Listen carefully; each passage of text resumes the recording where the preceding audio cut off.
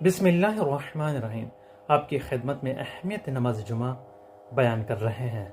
Subscribe ज़रूर कीजिएगा। इमाम जाफ़र सादिक़ अलैहिस्सलाम ने इरशाद फरमाया कि जो शख्स गुस्ल जुमा करके नमाज जुमा के लिए जाए उसके लिए वो बदन की पाकी का सबब बनता है और एक जुमे से दूसरे जुमे तक गुनाहों का कफ़ारा शुमार किया जाता है और रोज़ जुमे नाखून काटना, दाढ़ी बनवाना मुस्तहबात में शुमार किया गया है और ऐसे इस तरह बीमारियों से भी इंसान दूर रहता है। आप चाहते हैं जन्नत में जाना चाहते हैं, आप बहुत बेताब हैं, तो आइए नमाज जुमा की तरफ कदम बढ़ाइए।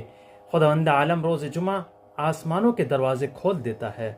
मेरा बंदा दुआ के लिए आया है, उसकी दुआओं का दिन है और ये दिन तमाम अय्याम हफ्ता जो 7 दिन है उसका सरदार है।